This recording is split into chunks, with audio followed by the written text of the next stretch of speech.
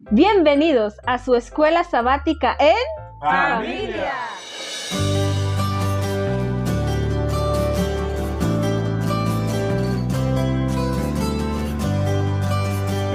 Fuego. ¿Cierto, Noeli? Entonces siente que la quema la palabra de Dios. Vamos entonces a orar para pedir la dirección de nuestro Padre Celestial. Oremos. Amén. Padre, muchísimas gracias, Dios, por las bendiciones recibidas de tu mano. Amén. Gracias por la salud, por sus cuidados y porque, Señor, sabemos que usted está en medio de nosotros. Amén. Queremos pedir tu bendición para las familias que nos están escuchando. Cuida de ellas, Señor. Dales tu paz y tu gozo. Amén. En el nombre de Jesús. Amén. Hoy corresponde el estudio del día lunes 16 de enero del 2023, que se titula ¿Dónde está la tesorería? Dios nos invita a dar los diezmos para que haya alimento en su casa. Bueno, hoy vamos a leer Malaquías 3:10, que nos dice: Traed todos los diezmos al alfolí, y haya alimento en mi casa, y probadme ahora en esto, dice Jehová de los ejércitos, si no os abriré las ventanas de los cielos, y derramaré sobre vosotros bendición hasta que sobreabunde. Bueno, muy bien, vamos a estudiar un poquito acerca de la idea principal de esto. Una de las cosas más importantes es entender que Dios es un Dios de orden. Un Dios de orden. Y vamos a destacar algunos puntos clave. Por ejemplo, lo que ahora representa la casa de Dios es la iglesia. Allá es donde vamos a adorar y es el lugar donde recibimos el alimento espiritual. Por ende, es allí donde debemos llevar la parte que le corresponde a Dios. ¿Qué piensan ustedes de eso? Así es, bueno, sí, mami. No, tú, mi amor, hágale. Bueno, yo creo que muchas veces esto se torna para confusiones porque las personas dicen, no, a la casa de Dios, a la casa de Dios, pero solo cuando van a ir a recibir el sermón o cuando quieren hacer una actividad, que un campamento. Entonces, en ese lugar sí están de acuerdo que hay que reunirse y que hay que hacer ciertas actividades, pero recordemos que en ese mismo lugar donde nosotros nos reunimos es que hay que depositar nuestros diezmos. ¿Por qué? Porque recordemos que la casa de Dios es la que tiene que darle alimento a las personas, y si nosotros estamos recibiendo el alimento espiritual de un lugar, de la iglesia local, ahí también se supone que deberíamos dejar los diezmos. Obviamente hay muchas implicaciones, pero esto es como la idea general. Claro, de hecho, Malaquías nos dice dónde debemos llevar esos diezmos, porque es la pregunta.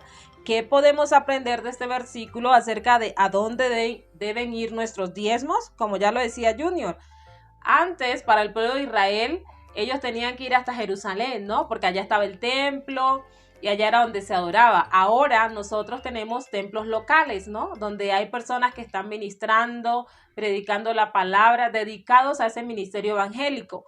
Entonces, por ende, ese es el lugar donde nosotros debemos depositar nuestros diezmos, porque es lo que representa ahorita la casa de nuestro Dios. Muy bien. ¿Va a decir algo, princesa? ¿O vamos a leer? Vamos a leer un poco y después vamos a hacer. Bueno, lo que ahora representa la casa de Dios es la iglesia.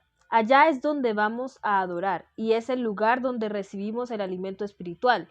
Por ende, es allí donde debemos llevar la parte que le corresponde a Dios, como decía ahorita papá. Aunque no sean instrucciones específicas en el texto, es evidente que el pueblo de Dios sabía lo que él quería decir con la palabra alfolí o tesorería. Dios sí incluye en sus instrucciones: haya alimento en su casa, en mi casa.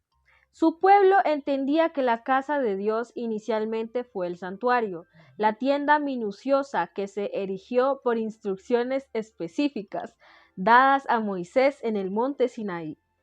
Más adelante, cuando Israel vivió en la tierra prometida, la ubicación central fue primero en Silo y luego de manera permanente en el templo de Jerusalén. Vamos a leer Deuteronomio 12, 5 al 14. Dice: sino que iréis y lo buscaréis en el lugar donde de entre todas vuestras tribus él decida habitar. Allí llevaréis vosotros vuestros holocaustos, sacrificios, diezmos, contribuciones, promesas, ofrendas voluntarias y los primogénitos de vuestros ganados y rebaños. Allí en la presencia del Señor vuestro Dios, vosotros y vuestras familias comeréis y os regocijaréis por los logros de vuestro trabajo, porque el Señor vuestro Dios os habrá bendecido. Vosotros no haréis allí lo que ahora hacemos aquí, donde cada uno hace lo que mejor le parece, pues todavía no habéis entrado en el reposo ni en la herencia que os da el Señor vuestro Dios.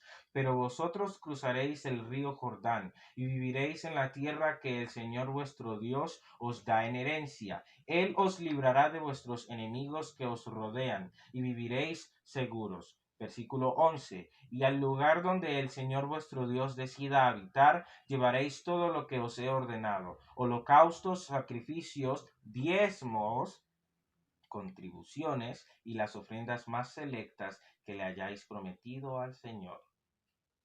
Muy bien, Mami, ¿vas a seguir leyendo? Y os regocijaréis en la presencia del Señor vuestro Dios, junto con vuestros hijos e hijas, con vuestros esclavos y esclavas, y con los levitas que vivan en vuestras ciudades, pues ellos no tendrán ninguna posesión ni herencia. Cuando ofrezcas holocaustos, cuídate de no hacerlo en el lugar que te plazca. Los ofrecerás solo en el lugar que el Señor elija en una de tus tribus, y allí harás todo lo que yo te ordeno. Entonces, como sigo diciendo la lección, estos versículos nos indican que los hijos de Dios no podían decidir a discreción dónde depositar sus diezmos. Entonces, ¿qué principios podemos tomar de estos versículos para nosotros hoy? Bueno, yo pienso que hay que tener mucho cuidado porque a veces se utilizan malestares que puedan tener algunos miembros de iglesia y otros lo utilizan como una excusa para desviar los diezmos que deben llevarse a la casa de Dios. ¿Ya? Exacto. Alguien podrá decir, no, el centro no es plata. Bueno, Claro. Está bien que no es plata, pero se puede formar un desorden. ¿Ya? Y ese desorden se da para que más problemas se ocasionen.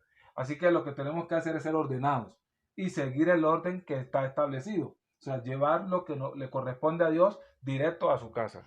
Y también vemos que Dios cuida de las personas que se ocupan de su rebaño, ¿sí? De su casa, del templo.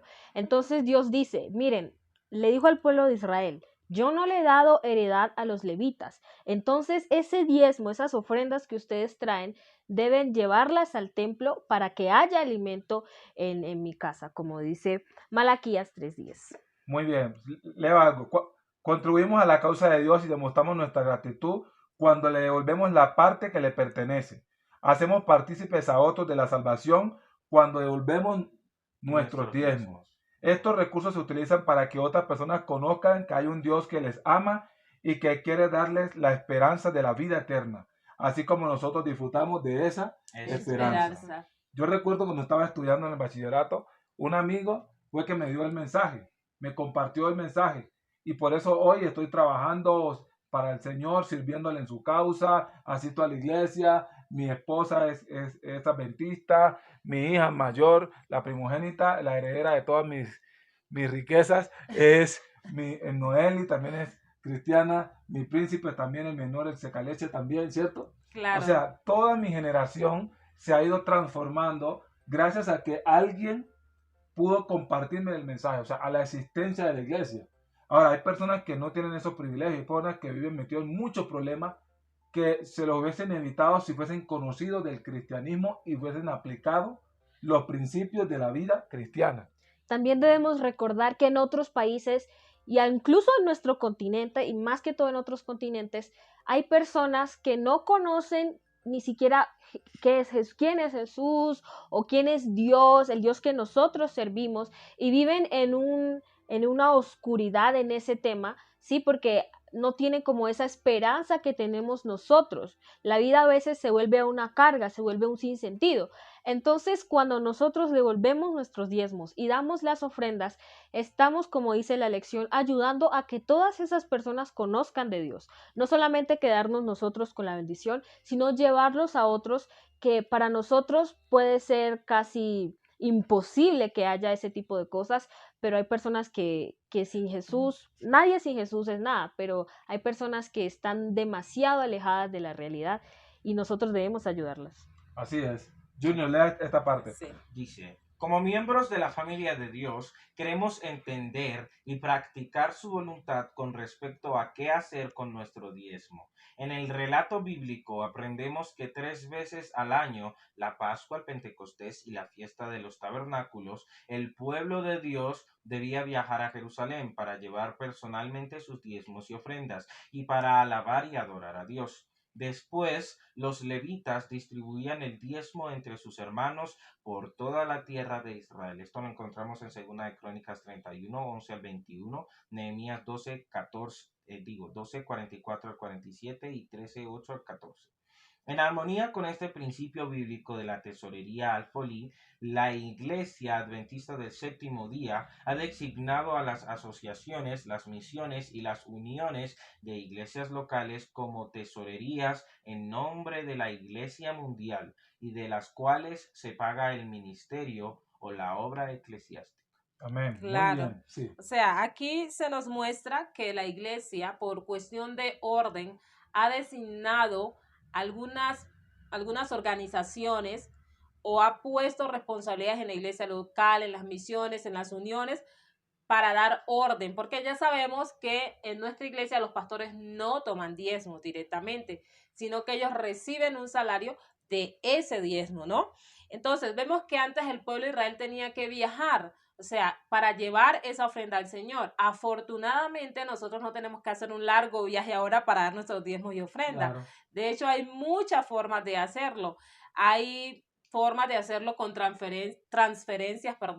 Ahorita usted puede entrar a internet y desde su internet, desde las redes, usted puede hacer una transferencia a su iglesia, pero ese diezmo obviamente va a llegar a la iglesia local. De la iglesia local va a pasar a otros filtros hasta que llega a la iglesia mundial y de ahí entonces se destina para pagar a esos obreros que se dedican exclusivamente a la predicación de la palabra, tal como el Señor lo está diciendo a través de estos escritos de la Biblia. Muy bien. Dice, imagina si todos decidieran dar el diezmo a quienes quisieran, en detrimento de la propia iglesia adventista. ¿Qué pasaría con nuestra iglesia? Pues yo no pienso, bueno, puede que no se acabe, sí, porque la mantiene obra, Dios, sí, ¿no? Exactamente. Pero indudablemente que sería un caos. Se afectaría muchísimo. Y quizás se atrasaría la obra. Claro. Y yo también pienso que Dios intervendría de alguna manera, ¿ya? Claro. Porque es un desorden que no se puede, pero hay que tener cuidado porque misteriosamente hay personas que tratan de promover eso,